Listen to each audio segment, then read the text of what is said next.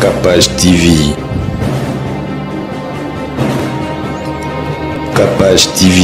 C'est un journaliste d'investigation parce que à Lukuta, à journaliste Lukuta, investigation il a accepté que non faut aucun fondé maman Lukuta. Déjà Gauthier Tangaye, et là on a moni un peu bizarre. Moi j'ai pensé que Lelo il a mamoué si la malamoro parce que Gauthier dans plusieurs émissions il avait dit qu'il a des preuves dans Mamuto Azoloba.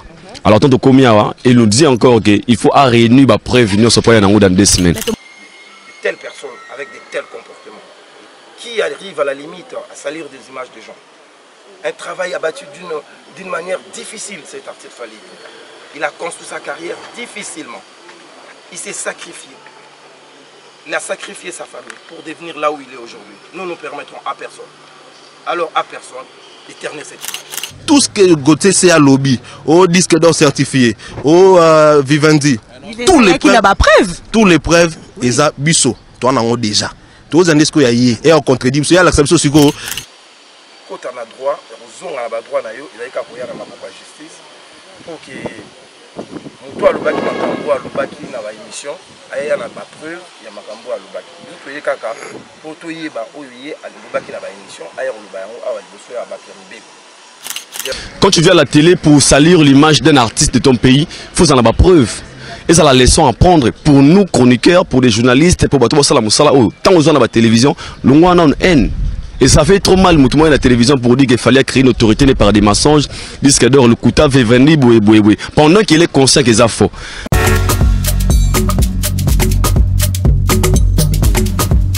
Choisissez le service de Maman Chimène Cargo et bénéficiez de plusieurs services tels que le fret maritime, chargement de 5 conteneurs en un seul jour, service cargo rapide de manière à ce que votre conteneur arrive à bon port dans un délai de 35 jours, un service de fret aérien pour que vos marchandises arrivent par avion dans un délai de 3 à 4 jours.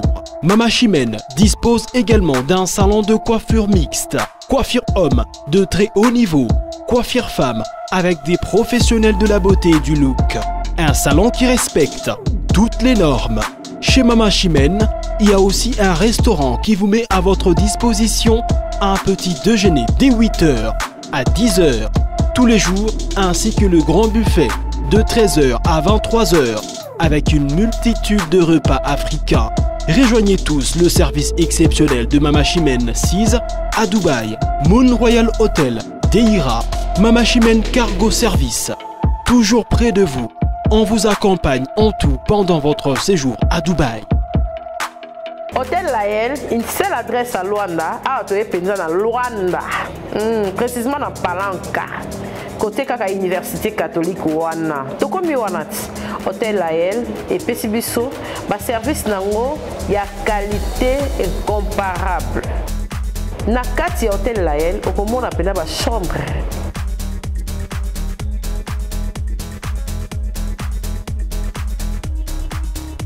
Singleton.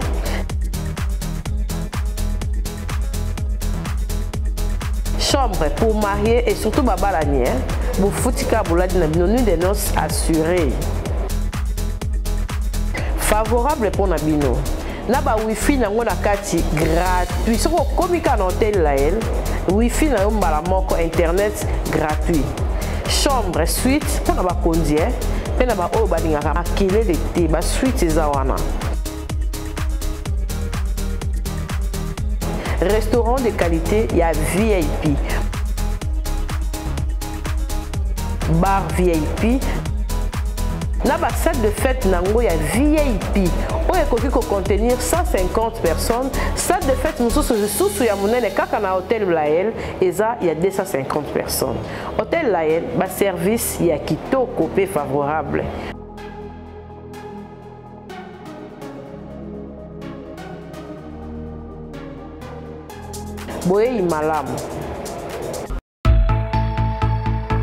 Vous êtes à Kinshasa à la recherche d'un cadre au confort moderne pour vos séjours?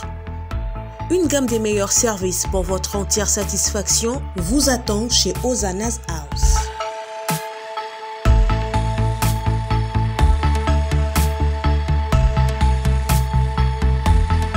Son salon VIP vous offre un espace de travail, de détente et de restauration relaxant, climatisé.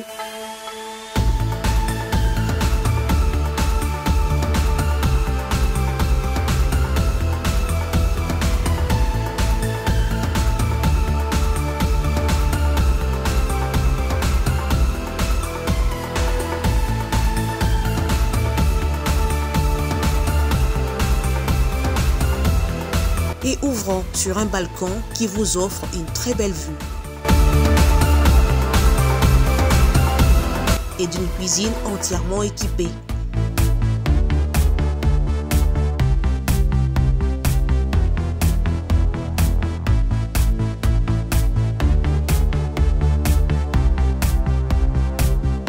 Sublimez votre séjour chez Hosanna's House. Avec nos chambres confortables, lumineuses, élégantes, donnant accès à une salle de bain bien équipée, contactez-nous au +243 99 24 46 090.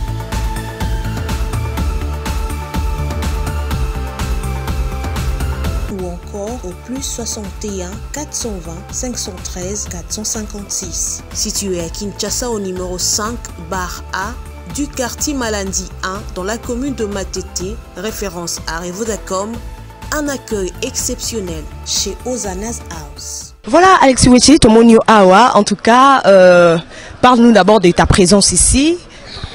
Ouais, bon, on a un warrior, seigneur et chef de guerre, il y a warrior, kamikaze vivant, les chouchous de tous les warriors du monde entier. Naza non comme warrior, étant warrior de Naza. Donc, pour nous Hollande, la Makambo, l'Obama qui, Ozaki illégal. Vous comprenez, en plus de cela, on a un journaliste.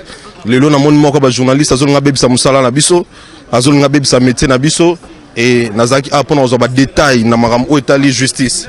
Hein, voilà, comment est-ce que Bazouzi, Barokatali Kambango, et il y a le quoi Bakar Baprev, on a un souci, parce qu'il y a un aigle à l'Okuta. Alexis Wichi. Aigle à l'Okuta, on a un Lokuta aigle, mais malheureusement, tout le monde est monté. Gauthier CI, Aza, journaliste d'investigation, donc, ce qui est là, c'est qu'Aza n'a pas preuve. Est-ce que Bino Warrior, complément dit lui-même, Fali Poupa, Ayaki nous par rapport à l'invitation à Lelo? Mais Gauthier, c'est un journaliste d'investigation parce que à Lukuta, à jouer sur Lukuta, investigation il a accepté que nous avons fondé Maman Lukuta. Gauthier, c'est un journaliste normal. Et puis aussi le Sony a journaliste ma casse ces gars n'habite nzaleza mabe à lire tout le monde qui n'a pas au monde abattu sur à longue journaliste même quand enlevé bateau comme kaba kaba pour ba jeu eza bien té ndeni yo goli kana TV penza o kosa na bateau belé puis ozoloba je mets opinion nationale et internationale ozoloba na français donc ko c'est la mutu makamu na français pour te belé bayoka til bantu bataliban na mboka au moment où tu n'as pas de preuves ya bisa biso boy na bosolo na politique alwaka boy ke ngai ndenge na za boy na za na ba preuve Abina ba preuve nangai en tout cas boti nga 5 journalistes d'investigation nanga il a ba preuve depuis le banc le temps ba 2 semaines ou 3 semaines to komi a 5 sous 2 semaines ba tigala quand ça sous ba preuve au moins te ba mentir donc moi je dirais ceci lokola bazouzi en tout cas lokola équipe ya Fali Poupa on a tout na bango bon so ga sengi pardon pour selon ba source na bi que 2 semaines nous apona ba pardon na tuni so ki sengi pardon est-ce que bo limbi c'est ba boy na bango il n'y a pas de pardon. En tout cas, il faut prouver noir sur blanc. Et je te signale, et je te confirme, tout ce que Gauthier c'est à lobby, au disque d'or certifié, au Vivendi, tous les preuves, ils ont biso. Toi, on a déjà. Tous les indices qu'il y a eu, et on contredit, il y a l'acceptation sur le diplôme. Au moins, le diplôme, on va payer ça, on a faux. On va payer ça, nani. Oh, so disque d'or, on va payer ça. Avant, on va payer sur le disque d'or, on va payer ça, on a un certificat. Il y a ce qu'on a vrai et puis il y a faux. Il y a un document, il y a Snap, il y a vrai. Il y a document, il y a Snap et puis il y a faux. C'est alors que Bolobaki a joué cette investigation. C'est alors que Bolobaki, voilà. Et puis Moutaro, les Ganaté Bolobaki, Fali n'a jamais signé le contrat avec les Vivendi, alors que le numéro 2 de la francophonie nous confirme que Fali il a été choisi par Vivendi. Numéro 2 de la francophonie, c'est pitoyable. C'est malléable, c'est désolant. Ba Moussala na biso to sala et baby makasi. Ba te beli ba biso pour nzala. Moussala Gauthier seka ya ngona pour boye ba ke ana sourci ndazala ba kondana déjà 5 ans. Pour sala même j'ai na déjà INSS le commencé INSS. A kosi la ga makam. Pour kutaka ye ataka organe na kata INSS organe wana déjà na otala mais organe o existe tete ba changer DG. Faut bolongola on. tant balongoli yango a commencé la chantage des jeunes on finga des jeunes même na justice et puis ba condamner 5 ans asenga ba pardon yesenga ninga ba pardon ala ba jeu a fini après senga ba pardon na makamwa lukuta. Et puis c'est dangereux, pourquoi? C'est un journaliste de l'opposition. Population est allée là, que pour population le bac, non? Voilà, Gauthier, tout ça, l'obé, la rabison, on a 21 ans, ça, on a intérêt, parce que soit ça, on a intérêt, t'as aussi la rabat makamouté. Population, elle a posé un mouton au lobby là-bas, on a un solo, on a une vérité. Bah tout y a fini, au monde, bah bien avant, c'est bon. You m'en a journaliste, on a mis tout cas. Parce qu'on a un bon, on a mis tout cas. Pour ça, là, t'es babi qui opposition à la piaka. Mais bon, bah la car, bah la basse est belé, bah la banda est belé, tout ça. Ozomona ke Congo na mawa bato biso otali la balobela biso nzora basala mon intérêt na bon preuve année bato bon ba rebelle ba ka o nga journaliste opposition azolo après moni comme ministre abosa ne biso nga journaliste opposition comme député abosa ba rebelle ngotanga na ba komwa mais c'est important et genre ba côté c'est nous sala bango kosa mais cette fois-ci il a mal choisi asimi mutaro aussi maté lelo mama faut reba ke fali poupa aza honneur ya Congo kate il y a Afrique centrale, mais Afrique francophone. Congo depuis à la Congo, à sa première artiste au Beta, concerne à Paris la Défense Arène à 40 000 places. Congo depuis à la Congo, les seuls artistes au Beta à Canada Stade, ça fait aujourd'hui 17 ans à succès qui t'a raté. À sa moutou a représenté à Congo valablement. À moutou oyo, bah léopard pour la meilleure pour la rater. Tous à la tena kanyem tazala représentant biso. Très important. Les autres repères de votre belé mais falité. À valeur tout le monde. Au monde, c'est ça m'a pardon. Là où valeur a fallu. On va diamant. Bah or tout le monde a monara wana. Tout le monde a raté wana. Si vous fallait nettement diamant or uranium tout le monde. Valeur sûre. À mon tout faut respecter. Nous avons beaucoup à développer. Et quand vous avez fini fallu, vous avez 2 semaines moins à cachot. Il y a fait pour finir fallu. Ba député va voter pour le mois. Comme ils vont se que bokanga ba nani nyonso ba yaka kolobela funanga te ngaba tinga ba koluna ba criminel ngaba kina una baninga mabe ozo comprendre kutu fallait ça là on a ninga bien na ninga pe mais je te signale que ba funda ngamba lebele ba funda et puis to ba zwinga te pour ba funda na bube na vendre ba kanga vendre samedi dimanche na la na makala pour bon pona bon banga ngisa bon bien banga ba gagner mais Dieu merci na kombona jewana et voilà quoi na ibandi na rosala ba zwanga te. Et puis les cas et comment est-ce qu'on a né moussous on comprend nga ba yebi ba menace na banda ku tout ça ba bayana ba machette tout ça ba l'accent ba minduki tout ça ça la rue ma bego les kana mais fallait pour pas artistement pacifique as artistement o aramoté mamalamu arabaje on a te ya ba groupe ba kuluna te ayi bongote après na groupe ba criminalité ba celle qui mama ayi mama na te yeka sur les par exemple et le fois ça la ya na pas l'état et pas Zouzi on toza et puis nga finga te papa nga finga so na biso ke no o mise mu ki obeta on album ibelete na finga nani prouver qu'on a 7 albums à succès net fali. Si on a dit que non, on a mis ça mon Kevin ma carrière mon bimba. On s'est dit 17 ans de carrière, on a des concerts à miner, na fini nani. Binos pour des concerts à miner, on m'a retourné, et puis on fait tout ça. Est-ce qu'on a fini? Non, et bien on, et bien on. Si on a essayé bino que non, on s'est la collaboration miner n'était. Bah y bien au niveau international, on a local, na fini nani. Est-ce qu'on a au fin? Et au fin até. Bon, on m'a des chambres salon. Ils appellent des chambres salon, on a un solo, on a un coup tâté. Ben oui, parce que il y a un bon mot d'embelanga mikolo. Au finga kutu na finga nani. Bon melanga preuve que na finga. Et ça vérité. Biso to la musique, kaka musique. Au monde ngate na na nokosa. Na nokosa moni neza boy nani par exemple hérité watana moto na teme gogan grand chanteur en bon na bien faux chanteur. Non ça on ta. Finga ye bingi. Te na finga été. Ah na finga été na finga été neni wata. Na finga été na ba vérité. On va na finga été. On va nga tete na bali peka solo te mutabali peka solo ya fifi siwa ngata oh moni ke boyeba ma mutalo ba mona ya fifi siwa ngata ngalo ba so tomboli lipeka bosi na sukana mutamema muta transformer ko comme sango bunga ngata do bolati sango ka ngamba mo boy mutalo ba muta finga ya mo nani fiwa na yo wala ngomba ngana lo ba ngota on neni bino bolati sanga likamo ngala salate. Cela veut dire quoi? Na bien non c'est indirectement te wana bien directement ngana biso ka tomboli lipeka. On comprend. Na bika ka soka tombo lipeka na suki na e oza pe misa sur la parfait yo ebandi na suka ka wana. Pour na baki sate. Bino ne boki bo changer na ndenge na bino nga ko finga kitota na bete. Muta sa na fierté mboko boy. Omoni lelo. Omoni po omoni lelo nga banga te nga na warrior. Omoni lelo. Omoni lelo neza boy.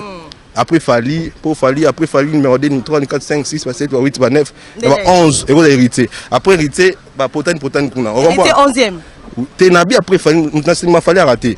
Sur l'équipe à place c'est Béléon là. Et à hérité. On comprend. Après hérité, bah ouais, tirer moi potane. On comprend jamais on refine bah respect Bélé hérité autant na bigogan moto na timbe. En tout cas, d'ailleurs on a qui concerne Verdon mais na lubanga ba kitambo. Alexis Weji, Lelo.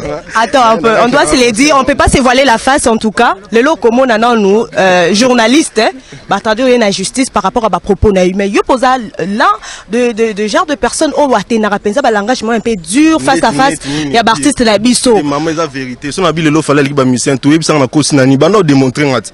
Na senga ba débat na TV na moni nani. Ba ga aba tsara na ba ko non so ko ça. Ba yo ki mara to ko ta ba des semaines na mo ma. Na ki mara. Ba to ba linga la vérité te on a ki mara.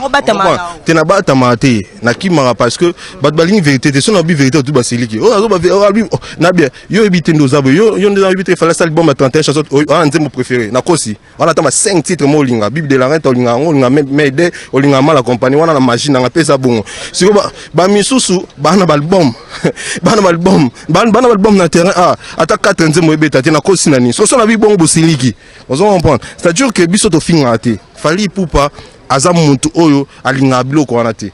Fali aza muntu ya paix. Mais aza pe sou guerrier. On se comprend. Nous sommes là pour nous défendre l'artiste parce qu'il y a un moment où tout pour commencer à faire des papiers. Mutu zo wala attend na finga ka fali. Biso so to finga te to tali sono na clair et net lelo mutaleki fali azati mama. Mutu to Paris la défense arena 40 000 places. Nana sala rompena. Tolo bato to baba to bo pexation na to bo pexation to mamam o ezabongo. C'est normalité. Mais tout mon présence il a fallu pour pater ah on a parlé de la justice. Ils a été mutafundi parce qu'ils ont occupé à Star International. Il y a ça va tourner na bandunduté. À la bataille belé té. Il y a ça va tourner partout. On a minute à la fois qu'il est Paris, il faut préparer un concert au Kenya. Il faut tomber à des dates en Ouganda, date mort en Tanzanie. Au moins il biso ko ça terre to ba na date sopé to sala. Donc il y a un attente, tu dois fonder la pays, tu dois fonder ba to ba se sentir les équipes naïe. On a de fallu pour partir. Oui ou non, mais yo bité une dosation na linga ko mingi na se plan ça ça ta fini on a droit à funda mutwana.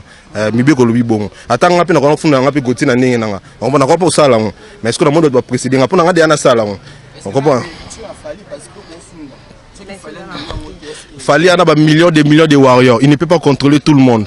Mais je pense que le roi a bureau, mais après, à mon tout papa, à la montée, moi, on va niboué, bando fingo, journaliste à Kouiti, faux journaliste avancé, au CPNOT, bateau à paiement, c'est bien, tout ça, toi, les ennemis, fingo, tu es au fond. So, pexi, bon, boy, au Kango, bah, singata, bah, ok, bah, au fond, voilà. Voilà, mais n'habite Alexis Wechi, comment la présence, il y a Trésor Congolo, jour, il y a procès, il y a côté, c'est des Yomoko, Trésor Congolo, tu es le directeur, il y a marketing, il y a groupe Jet Set de Ferrigo là, et Yomoko, ils ont représenté ta pays.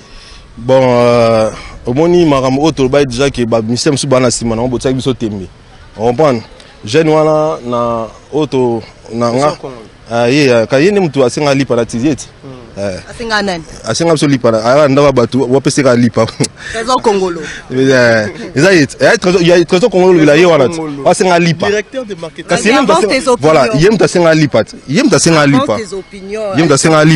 et puis après bon voilà par rapport à la présence tenga na juger présence na été c'est qu'il faut savoir que to monika était to moni ba avocat belo ba misem so ba boka kabaye a c'est-à-dire que ba misem beli bana sima likambo il y a un client avocat la maison te na yebi za bon. Mais c'est ce qu'on a vu ici, tout ça, ta musique, tu es tambola. Et les losos, tu as des musiciens, tu as des simons, tu as définir, tu as des musiciens, il y a fait rigoler. Voilà, beau deviner, binomo, nana, simano. Ah, net, mon nez, moutunaye, moutunaye, donc on peut dire que ceux qui t'ont moni moutunaye, en tout cas, biso te soutenir, Gauthier, tout ça, c'est que, que patron nae anasimana parce que royauté sans que patron nae tinae mais après na bi que on va libérer non on a peine ça la politique alors que la politique on a akwano lo batal ba mamso ba chaque fois dans la plateau mais on ba que na ça la politique na soutenir comme politicien mais to yebi que ça est bon à délégué topé aye ko soutenir parce qu'on est au défendre bango parce que faut ba que si Gauthier c'est à côté na buzoba parce que bi défendre ba misem so ba défendre bango tana ba argumenter le fait que m'tana ba argumenter au robanda kokosa. Et le fait que pour que ça c'est pour musiciens, on n'a pas PCO, on a besoin de même awa et baron bailler la moindre affaire bailler pour soutenir quelque part c'est normal parce qu'on n'est pas pour défendre baron. Mais ce qu'il faut savoir c'est que les lots sont en état de droit. On t'a le bon président de la République raté. Je pense que à ta nani aye, à ta musicien ni aye, ou a raison, on doit gagner. Ou a ba prêt, on doit gagner voilà. Avec on a président Makasi surtout côté président. C'est bon sa présidence ça va avancer. Votre le boy. Bon son de présidence mon te botro ça bon botro bom sa présidence ça biso avanti institution nene bon ya mboka bom son ba dans institution na et c'est rabaisser pour na musicien mon boy président c'est la musali bela au sala congrès nene 2 millions de superficie vous pensez que baotika makamwana pour ça mambo ezangatina o je bolongo la présidence ta makam o bolongo mapui na makam o botande justice ça musana justice ça musana il ne faut pas minimiser les magistrats et les procureurs s'il vous plaît baza bato ba ke classe batangi makam papa mon passo la koloto salote voilà donc ah ce qu'on dit yo ba bongo ta monde ba di pour les gars bata orchestre na biso pe karate au moins biso pe la biso to rolo battre au biso doza mais toi na posa na monter toi na besoin que justice ne et ça musala na on a besoin de tout le biso to l'équipe fort justice c'est ça musala et puis on saura nani ana raison na tort kalaming te 2 semaines e belete to la to le 2 semaines e koka muta ki mandete on a kene ba ko muta ki mandete voilà mais yo mon repère en tant que journaliste d'investigation leçon nino a tiré na tiré leçon te maintenant au senga boye que en tout cas ba journaliste tout ça la musala convenablement koyeba neza bien mais koko si la mutu makambo za bien te ndeni yokola mukana tongo noko si la papa batu makambo mobali ya batu hein leki ya batu ya batu asali onini est-ce que ngapona sepisa fali na kosi la makambo nandi na kosi la makambo depuis dans ndolo ba makambo mais egla se plananga mais na tra jamais kosi la mutu makambo na tra pe jamais finga mutu seulement que ba vérité nanga ba comme ça on ba injure parce que ya ba vérité oko yebana oko défendre artiste non sans pour autant finga to pour kosi la mutu makambo c'est ça les problèmes batbaro ya pour sepisa musicien a no finga na a kosi la ne fali makambo et puis grave ça que nazana ba élément toti boy l'accès ba élément au 2 semaines. Tu vois que Ozako baby sa carrière non sans pour autant eba parce que non ko oyo et donc on ebaté après makamo crédibilité ça suna été alors la crédibilité parce qu'au moment journaliste à l'okuta succès à problème succès et après problème on a succès mais crédibilité est-ce que succès on a bénéfique pour nae il y en a ta va faire les maths à bénéficier nani bon so memi binoti na suka Alexis Wecho ça bien confirmé te akoki ko même sotina suka te adela 5 2 semaines yo zala yo la na journaliste faut landa ka loba ka na ba preuve to komi biso 2 semaines toi na lo loba te na ba juge na ba procureur ba déjà ka ça va vantir je vous rassure que c'est un pardon mais ce que biso non toute une question va bouina on peut pardon ba ligne non pardon te voilà ba pardon te voilà merci beaucoup en tout cas bonjour maman mon nom Calafort très ravi à mon nom l'intelligente. Voilà, merci beaucoup. En tout cas, Eldor Tomonio a devant tribunal de paix de la Gombe. Bisounos Toyebi Kelelo, il fallait Gauthier Sei Aya. Procès qui est démarré Lelo. D'abord, Toyebana nous par rapport à point de vue à présence nous à Wanakate Siko. Ouais, on a d'abord le rôle à Congolais, nous sommes citoyens congolais tout. Deuxièmement, on a le roi Mupandisango. Nous avons Zomaïele. Nous avons Komili Ndegonanga. Et je pense que nous avons tiré paiement leçon, Nanga Munanga. Et il faut assister à la suite comment parce que quand Gauthier disait qu'il a des preuves par rapport à l'investigation Salaki, il peut aussi être intelligent. Ou raison, il faut aussi avoir raison, pardon. Il y a assisté parce que tout ce qu'il disait c'est qu'il faut déjà n'a pas parce que pendant que lui disait on a recherche biso da toyeba ngana déjà personnellement na bazaki yangote et na bena commander na soukana confirmer aussi si vraiment ezaki procès à Gauthier et l'acceptali pour pas et là je suis venu na moni au baloba qui na réseaux sociaux on pesa et salami monaki nini na réseaux sociaux mais go fallait qu'on dit Gauthier il y a aucun qui na réseaux sociaux et pour les autres il faut cette information fake news maintenant de combien tu comprends les histoires vraies ouais. Les lois Tomoni renvoyé en haut pour 2 semaines, n'a habité aux Alaki Awa. Comment ça s'est déroulé? Déjà Gauthier Tangaye, et là on a un peu bizarre. Moi j'ai pensé que les lois ils ont parce que Gauthier dans plusieurs émissions il avait dit qu'il a des preuves de Mamutu Azoloba. Alors tant que combien il nous dit encore qu'il faut réunir des preuves venir se poser dans 2 semaines. Mais tout le monde qui a dit Abimisa qui a Sengai Bino Pego Abimisa. C'était pas à la télé, c'était ici. C'est ici, n'est pas ça bleu on a la télé ça apparemment bien beau dire il y a disque d'or parce que le baki a ça la route le roi chroniqueur simple tout le monde a déjà Aldor donc tu évite warrior à la journaliste warrior on voit ngana le roi mutu simple suis venu assister parce que nazu appelle belé c'est qui clair na bataille diaspora est-ce que c'est vrai j'ai une chaîne quand même pour un peu cette information moi réel il faut na source faut assister et na d'abord autant que patron chaîne nanga na reçoit ba information la source pose à tega na ibe émission na jeune boyeboy na tiens dans la preuve dans la argument solide alors quand souvenir ici la Monique tout ce qui est Gauthier c'est ils ont besoin autant ils ont besoin de preuve ou ya mimi ta signé dans 2 semaines et ça la leçon à prendre moi il est là na CAN bato bebisi musala na bango et nous quand on dit des vérités na tina sur le numéro 1 musique à Congo c'est fallu pour pas actuellement soit meminga ata faire ata yino aussi bien tanan dans le même langage. Est-ce que vous avez la preuve? Yangos obinani. Est-ce que vous avez la preuve par rapport à la classe? Et puis dans le branche je vais en avoir c'est bon parce que actuellement on a disque d'or ba trophée que le Gabaninga on ça va tourner que le Gabaninga il a des choses il a plus avancé que les autres et l'ungo baté spécial que eux nabi actuellement parce que demain ça peut aussi être lui. Vous avez un trophée belé que le Gabaninga c'est là montre que non c'est le meilleur joueur parce qu'il a 7 ballons d'or. Messi est le meilleur joueur du monde parce qu'il a 7 ballons d'or. Et il y a moi à Barcelone, qui est le meilleur gagne? Qui est le meilleur? Messi est le GOAT. Il y a Balilelo parce qu'il a 7 ballons d'or. Qu'est-ce qui différence Messi et Ronaldo? Il y a beaucoup de titres, il y a un trophée, il mérite.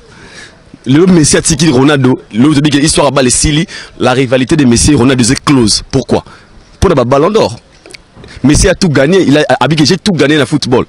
Et on va dire que Messi a tout dans le tribune mais de mérite qu'il a gagné là-haut à Salion comme c'est grand. Et Fali a ça aujourd'hui. C'est pour ça qu'il est grand, qu'il est tous. Surtout que bon, on a un jour, même langage. Mais est-ce qu'on va pour défendre le Kouta? Alors en tout cas on va pas beaucoup te prendre du temps. Alors message la bande de connaissance Balandi Bisso par rapport il y a journal Lelo. Et ça la leçon Gauthier c'est notre frère et Fali c'est notre artiste. Des fois il faut protéger nos valeurs. Au moins il y a beaucoup comme ça développé et ça beaucoup comme Moussou.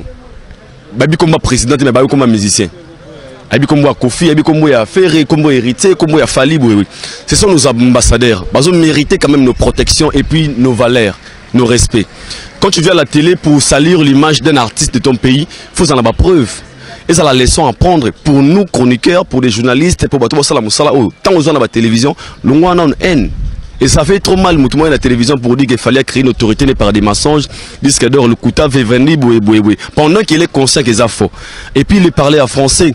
Fali, le Afrique francophone, Fali, il est numéro 1.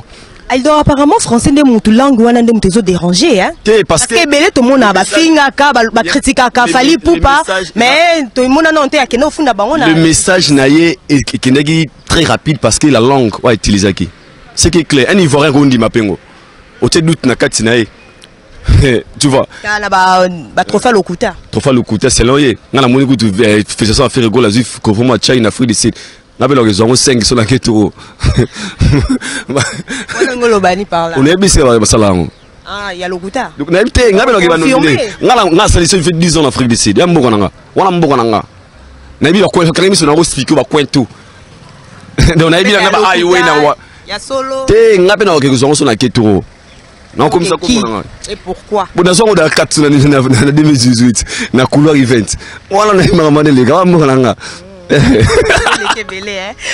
en tout cas Aïdor voilà alors bah renvoyer en haut pour 2 semaines et je crois bien Tomoni présence paye à Fiston Coloqué Azalaki Awa mais l'artiste c'est Fali Poupa a été pourquoi? Je pense pas que c'est important qu'il y ait parce qu'il a des avocats, il a des bateaux mieux placés. Pensez-vous que Fabien Daro déposer plainte? Même pas. C'est qui? Il y a des avocats au bazar mieux placés pour le mal de Macambouana. Lui il est trop bis dans Mamazo Sala. Et on a besoin de imité. Gauthier Sey. Ah. On a donné Gauthier Sey mais on a famille. 10 moments. Pardon? Un jour avant le procès, il fallait pour pas qu'il Akufeli nde master ne boyebi. Akufela kinde lobby pour na. Oui, pour la boule na kipo nani. Pour éviter procès quoi ça. Bah, tout ce qu'on a vu ça. Bah faut ba kiwana ba fils coloqué ba kiwana. Gauthier Sey c'est notre frère congolais mais ils a leçon pe pour na. So il ba suyer akangami to akangamite amekaka ko ekula leçon pour tout ce qu'il disait à Lukuta. À son pour la faveur ya muntu moko ya batu moko. Aujourd'hui il est très intelligent pas na ngambo wana tous les golo ba benga intelligent. Très intelligent, pourquoi? Non, jamais. Pourquoi? Parce que moi j'aime la culture congolaise, moi j'aime Ferré, j'aime Fali, j'aime tous les artistes. Nazasko ta vérité, on vous aura très mal compris pour les autres. Et non mais je suis sûr et certain au Kangaï. Quoi? Ah non, on mon côté. Je mets c'est mon tour en défi. Ouais piano. Ah bah bon après vous savez on peut se s'entendre. Tant que Fali numéro 1 à musique congolaise Lelo. Soit Babiminga Awa, mais c'est un Manga Awa, on défend. Pour n'a pas preuve, on n'a pas argument pour prouver qu'il est le numéro 1 collègue bango tout actuellement parce que demain vraiment que Gauthier c'est y a un argument et on a yeko ayé moko na avocat ana ngote ana ba preuve té ni milanga na ba preuve té et comment est-ce qu'il y a pardon et ça problème té avocat mon tout ça la droit il y a ba défendre na mission ça non innocent à la droit aux avocats tout parce que il y a qui na mission on a soutien belé pourquoi tous les détracteurs de Fali tous les ennemis à Fali baza simanae on a soutenu parce que Batbolinga a gagné Fali à Koya. Et en oubliant que les bossons le quoi est raté. La vérité quoi est raté. La vérité c'est Jésus-Christ. Abi Jésus le chemin la vie la vérité. Moutana bossons la yezo. Parce qu'il fallait bossons wan oiza wana oyo créer le kuta. Ata abing bavoka banani. Bakanga vital gamere. Nambogo. Lobby. Bakangaka. Veka namboka o. État de droit. Yamboka mibeko. Si la raison a la liberté, soit la raison de l'article. Très bien, en tout cas, merci beaucoup. Nous sommes avec Moko, il y a la fondation, il y a membre de la fondation, Fali Foundation, Monsieur Fiston Koloké, Automonique, président à Wanakati, à Sikaou. D'abord, bonjour. Merci pour ça, Moko, le sang, dans la commune de la Gombe, dans le tribunal d'été Gombe. Et Mingi Bazagi n'a pas de doute pour dire que est-ce que c'est vrai, fallait ou pas porter vraiment plainte et pas un déconabiso, mais votre présence confirme déjà que c'est vrai. Alors, tonton, qu'est-ce qui vous a poussé à comment dossier outil à niveau? Merci. Je pense que presse, vous avez leur valeur. Je pense que presse, c'est un quatrième pouvoir, si je ne me trompe pas.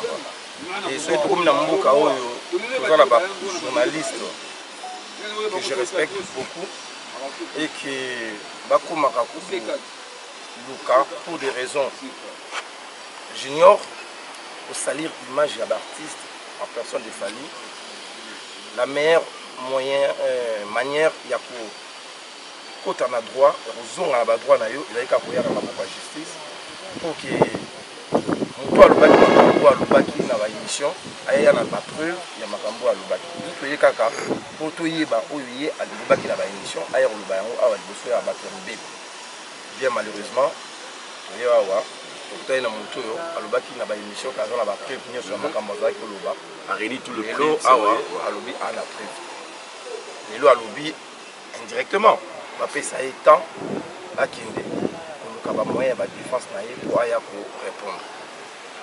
Il y a des gens qui ont essayé pendant 2 semaines pour que nous ayons preuve pour y aller à l'émission, à l'Oka Snap, à l'Oka Divendi, à PSAE, à papier, à PSAE.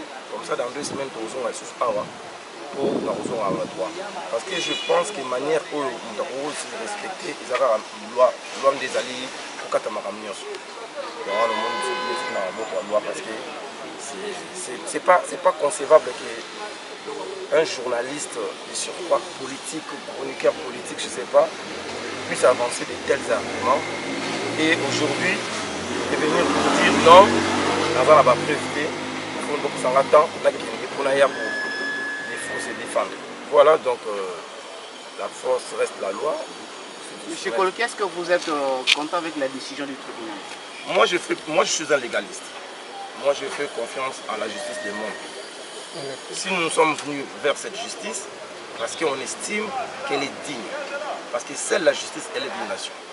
Alors, pour rentrer dans nos droits, nous sommes venus vers la justice. Monsieur, vous êtes journaliste, un métier noble que je respecte, que j'aime. Mais si dans votre métier, il arrive de trouver des gens, de telles personnes avec de tels comportements, qui arrive à la limite à salir des images de gens. Un travail abattu d'une manière difficile, cet artiste Fali. Il a construit sa carrière difficilement. Il s'est sacrifié. Il a sacrifié sa famille pour devenir là où il est aujourd'hui. Nous ne permettrons à personne. Alors à personne d'éterner cette image. Et je voudrais ici dire, dans votre métier, il faut aussi des fois s'autocensurer. Il faut aussi des fois prendre le sens de la responsabilité qui est la vôtre pour dire non, chers collègues, vous êtes allé trop loin. Vous avez menti. Ça discrédite votre travail. Très honnêtement, je vous dis. C'est un travail Beaucoup des étudiants à l'IPC, à l'IFASIC rêvent. Et quand ils vous regardent aujourd'hui, je ne sais pas quelle est cette image qu'ils peuvent garder de vous. Aujourd'hui, on peut comprendre qu'il y a un banc de fer entre Fally Ipupa et la presse. Non, pas du tout. Cet artiste Fally Ipupa est toujours resté respectueux vis-à-vis de la presse, et surtout de la presse de son pays. Mais s'il y a des brebis galeuses dans votre métier, il faut les censurer. Il faut les censurer. Monsieur, la liberté de l'un se termine là où commence celle de l'autre. Okay. Il ne faut pas vous cacher derrière la liberté d'expression. Et cette liberté a des limites aussi. Je pense aujourd'hui, M. Gauthier Seye s'est discrédité.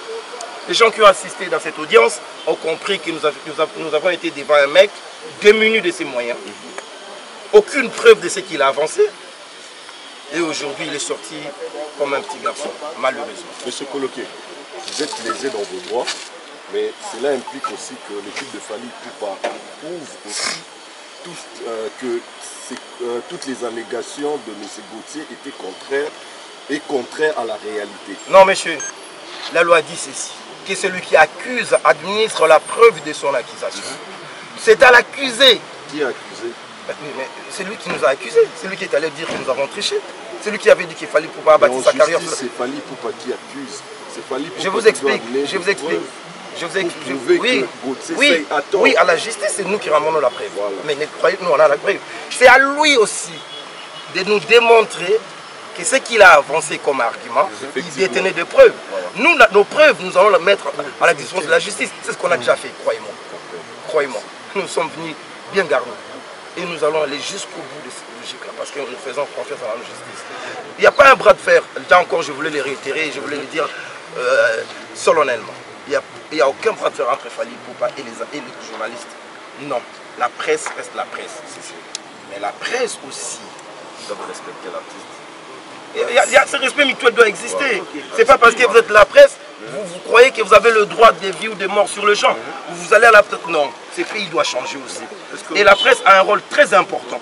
Et un rôle éducatif même. Non seulement d'informer, mais pas non seulement d'informer, mais aussi d'éduquer. Mais là, vous êtes en train, par quelques têtes, de désinformer. Ça, ce n'est pas bien. Alors, moi, j'ai une question, M. Coloquet. Est-ce qu'il sera pardonné si, par exemple, après, il reconnaît ses erreurs? Nous ne sommes pas à ce point. Nous ne sommes pas dans cette logique-là. Nous sommes venus pour que nous soyons rétablis dans nos droits. Nous n'avons pas des hypothèses. Croyez-moi, il n'y a pas des hypothèses. Vous avez la source. Que j'ai eu sur place, après il paraît qu'il y aura un pardon. Je vous dis, nous ne sommes pas dans cette logique-là. Il faudrait que M. Seye Gauthier administre la preuve de son accusation, de ce qu'il a avancé comme argument. Il faut qu'il le prouve. Et à ce moment-là, c'est à la justice de trancher. Mais nous n'avons pas de plan B. Croyez-moi, il n'y en a pas. Monsieur Coloquet, l'équipe de Fally Ipupa ne touche jamais de youtubeurs. Parce que nous voyons des youtubeurs, des tiktokers qui insultent jour et nuit Fally Ipupa. Mais apparemment, vous êtes plus accroché à celui qui s'est dit journaliste de profession, pendant que notre pays a déjà mis de droit pour réprimander ou pour attaquer en justice des utilisateurs de médias sociaux. Là, vous avez à la fois posé une question et donné une réponse. C'est la preuve à suffisance que Fally ne s'attaque pas aux journalistes, ne s'attaque pas aux youtubeurs. Parce qu'il y a des choses qu'on dit, des fois on dit, bon, laissez les gens, ils disent qu'ils vont. Mais quand vous allez au-delà de ce qui est de votre métier, d'insinuer des choses aussi graves, avoir des arguments fallacieux comme il a fait au cours dans des émissions. Et aussi, vous avez parlé d'un journaliste professionnel. Je l'ai vu exhiber sa carte, a bien même expiré, carte de comment ça s'appelle? UNPC. C'est-à-dire, à un moment donné, cher ami, j'étais devant un professionnel qui prend une information, doit traiter. Dépassons-nous ce travail, messieurs. Dépassons-nous ce travail. Le Congo de demain, nous n'allons pas le construire comme ça. Pas avec des gens comme ça. Ça, je l'ai dit et je l'assume. Selon une source sur place qui nous a dit que les avocats du Gauthier Seye, ils ont demandé 2 semaines parce qu'ils n'ont pas trouvé la présence du Fally. Et la présence du Fally était très importante. Moi, j'étais là. Du début à la fin, peut-être que c'est arrivé là. Voilà. C'est pas ça. M. Fally a été représenté par ses conseils et j'y étais moi aussi. Donc, aucune loi oblige que M. Fally soit ici. pendant qu'il est représenté. Non, ils ont demandé un report par faute de preuve. Ils ont demandé un report parce qu'ils veulent néanmoins réunir leurs moyens de défense. Mais nous irons jusqu'au bout. Donc ça, croyez-moi, nous allons jusqu'au bout de cette Un mot pour le mélomane de la bonne musique dans l'ensemble. Pour la bonne musique, qui aime Fally, le Warrior. Restez tranquille. Continuez ce que vous faites, vous le faites très bien. Votre artiste, il ne faut jamais laisser la place aux gens qui essayent. Moi je dis que je dépersonnalise même la personne des Fally, qui essayent d'éternisme de nos artistes. Les gens qui se sont battus, qui sont sacrifiés, il ne faut pas laisser la place, surtout aux gens qui sont soi-disant professionnels. Je le dis bien professionnels, de faire ce qu'ils sont en train de faire. Moi je pense que le Congo n'appartient à personne. Personne, même journaliste, que vous avez le monopole de la parole. Nous tous on peut parler. J'ose croire que je parle un peu bien. Donc je peux parler et je peux me permettre de dire ce que je pense sur d'autres personnes. Mais néanmoins je connais mes limites. Respectons-nous, Warrior, focus sur votre artiste. Merci beaucoup. Je n'ai rien à dire là-dessus, mais je voudrais plutôt rassurer les gens sur l'objectif de cette procédure. Comme je l'ai dit tout au début, il n'y a rien contre la presse. Ce n'est pas un procès de Fally contre la presse. Le délit de presse existe dans notre droit. C'est pour protéger la population de fausses informations et c'est aussi pour protéger le journaliste pour qu'il ne dise pas n'importe quoi. Il n'y a pas de liberté sans limite et donc la liberté de la presse est limitée aussi. Elle ne devrait pas enfreindre les bonnes mœurs, ça ne devrait pas enfreindre, troubler l'ordre public, ça ne devrait pas violer le droit d'autrui. C'est ce que notre constitution et la loi sur la liberté de la presse disposent. Donc nous sommes prêts, on reviendra dans 2 semaines et puis vous verrez que beaucoup de choses ont été dites, mais des méchancetés gratuites. Voilà. Merci. Merci beaucoup. Capage TV. Capage TV.